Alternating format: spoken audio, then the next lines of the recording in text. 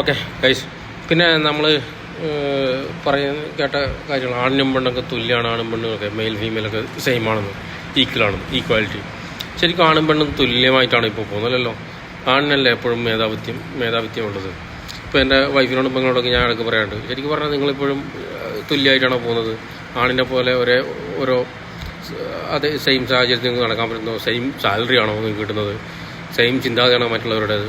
ഒന്നുമല്ല. മലയാളീസിൽ തന്നെ ചിന്തിച്ച് നോക്കൂ. ഈ പെണ്ണുങ്ങളെപ്പോഴും രണ്ടാം ഇതിലായിട്ടുള്ളത്. അവരെപ്പോഴും ചേട്ടനോട് ചോദിക്കും, അവരോട് ചോദിക്കും, ഇവരോട് ചോദിക്കും, സാധനം വാങ്ങട്ടെ, അത് വാങ്ങട്ടെ, ഇത് എല്ലാത്തിലും അവരെ ആശ്രയിച്ചിരിക്കുകയാണല്ലോ. എന്ത് ജോലി ചെയ്യുന്നവരാണെങ്കിൽ പോലും സെയിം തുല്യരല്ല, ഈക്വലല്ലെന്നേ. ഒരു കാരണവശാലും അവർ ഈക്വലായിട്ടല്ല കാണുന്നത്.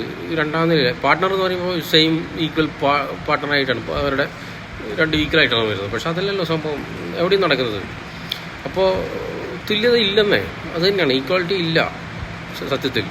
അത് പറയാനേ ഉള്ളൂ എല്ലാ കാര്യത്തിലും. ഇന്ന് കുറേയൊക്കെ മാറ്റം വന്നു തുടങ്ങി. എല്ലാവരും സ്വന്തം കാര്യങ്ങളൊക്കെ മുൻകൂട്ടി കാര്യങ്ങൾ പറഞ്ഞ് അതിനനുസരിച്ചുള്ള കല്യാണങ്ങളൊക്കെ ഇപ്പോൾ നടത്തുന്നത്.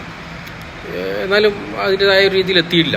അതൊന്ന് രണ്ടാമത്തെ സ്റ്റേജ് തന്നെയാണ് സ്ത്രീകളെ ഇപ്പോൾ എല്ലാവരും കാണുന്നത്.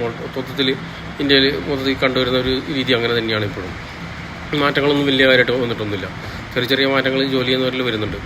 ഓക്കെ, മാറുമായിരിക്കും. കാണാം.